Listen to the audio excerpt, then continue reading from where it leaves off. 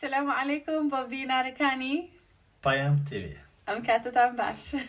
رمضان مبارك. السلام عليكم من نام شخيا محمد ستefan اما 28 سالين ولنرويجين من همو جانم لنرويج ياوم خلقي سليمانيم و نرويجي او نرويجيا سالوني وكا هاوساري ما كردو مو جانم لربوم لنرويج من بيجوي لسد ديني اسلام بم هيج دينكم نبو لجيان بس يعني حولم كردو كبشركي باش بم وشتي باش بكم وشتانا بكم كدلم بي خوشة بس هيج تك نبوه يعني بروم هبو بخوا بمنالي بس لسر هيج دينك نبوم ومردكشم لسر ديني مسيحي بو چونك همو عائلكي او ولسر ديني مسيحين بس خوي تانا جيشت بو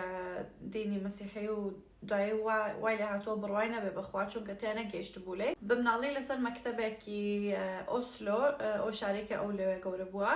زور خوي قناعتي بإسلام هبو بمنالي چونك زور منالي إسلامي أناسي دوائي كبلوغكي مني بيني باسي الدين مكرد ودعوة مدا أنا حزي كر لإسلام زياتر وبرسالي كر داقر بطالم يارمتي بم بباب إسلام أوا 2 سال بوم بإسلام من 2 سال ونيو تقريبا بيج أوا زور depression أما هبو أما برسال مكرد ام دنيا چه يعني بو جان و زحمت او بو جان و قرص و ناخوشة بس دايكم داي فيري كردم نج وتي بروب كي تسر ريخوا و بتبقي خوا كي ابي خود فير كي و لو رجو يكم نج مكرتي ترتا صالوني وكا حوصالي من كردوا و هردو من يك من ناسي لو تي لإنستغرام مني دوزيوا یکم جار هات بوم مزگوتك ایش مکرد وتم اتوانی بیلوه بمبینی او رجع قسم مکرد لبردم همو خلق کانا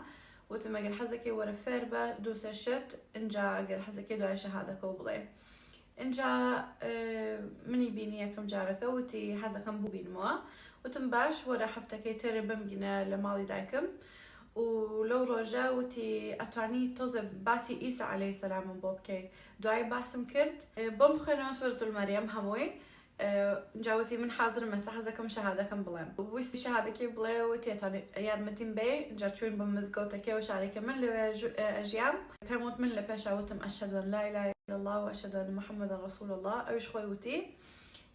جابوه بإسلام وتي لم رجوا حزكم بجني من انجا 2 مانيشي بيناتشو وسه جاري تريك ما بيني بس يعني عيلوش ده كان من بيني ونكاحة كمان كرت چونك نما نويست هيج تك بحرامي بكين من زور يعني إيمانم زور الله بو الحمد لله وأويش ليكم روجوا دستي باكي ماتش كرد بله دستي باكي ماتش كرد وتي حزكم كتشكو بهنم وباكيش مرازي بو الحمد لله يكسر ونكاحة كمان كرد الحمد لله 2 مانيشي بيناتشو ممكن سيوت ايوه شاتن كشوه كان وزو چونك يكمن اناسي هيج بس 2 مان بو سلام من كرد بو 4 جار يكمن بيني بو وهمو 4 جار يك قسم من كرد بو يكمن بيني بو يعني اوم يا بو فر بنوج كات واشتغل يعني باسي خومن من ناكرد يعني يكمن اناسي هيج تك إتر وابو دعوت من لبر خاطري خوي غوري اما زواجكين ووتمان بسم الله الرحمن الرحيم نجي استخارة من كردو هموش تكان زور آسان بو بامان الحمد لله الحمد لله دعاي كيكسر چوين مالي خومن هموش تكان زور آسان بو بامان الحمد لله وصالوني وكا و باچي حزي كرد ناوي خوي بقوري بمحمد ناوي خوي هموي نقوري هشتا ناوي استفنا بس ويستي ناوي محمدكش بيخات سري چونك وتي او خوشترين ناوه لهمو دنيا او يعني باشترين ناوه هيتر بله و اسلام چيا بأيما كجاران نمان بو توكل صبر توكل وصبر چونك جاران هيچ لوشان ما نبو كي واي كرت كأيما بين بإسلام من لباشا يكم جار او كسيك بمني وت روبكم اخواه دايكم بو الحمد لله و مێردەکەم خۆی زۆر قەناعەتی پێ بوو لە پێشە دوایەوەی ئەوەی بینی کە من دامەنا باسی ئیسلام مەکرد ئەویش زۆر خۆی حەزیە کرد بێ بە ئیسلام من یارمەتی میان شەهادەکەی بڵێ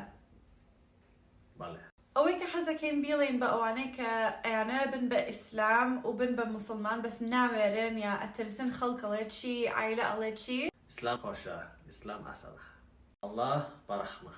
الحەمدوللا الله زۆر بەڕەحمە هەموو گوناحەکانی کە کردوتە خوای گەورە حەزەکە تۆ ڕوو بکەیت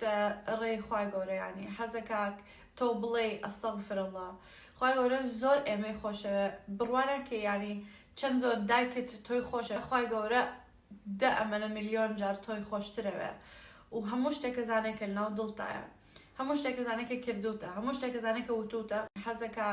تۆ بڵێ ئەستەغفر الله ئەگەر تۆ یەکێکی کە ئەترسی خۆت داپۆشی یان خەڵکەکان ئەڵێن چی بەس بیر لە یەک شت بکەرەوە ئەو هەموو خەڵکە لە دنیاە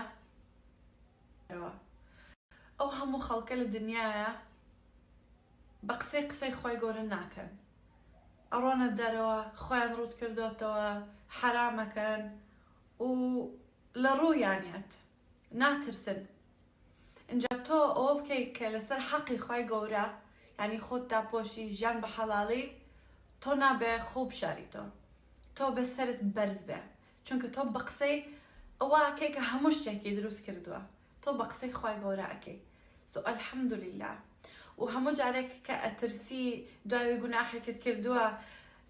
ئەو ترسە ڕەحمەتێکە لە خۆی گەورە زۆر سپاس هەمووتان سپاس کە پشتگرتنیمانەکەن و سپاس بۆیە کە ستۆری ئێمەتانەوە گوێی لە بگرن ئینشاءالله ببێ بە خێر و بەرەکەت بۆ هەمومان ئامین ئامین السلام علیکم السلام علیکم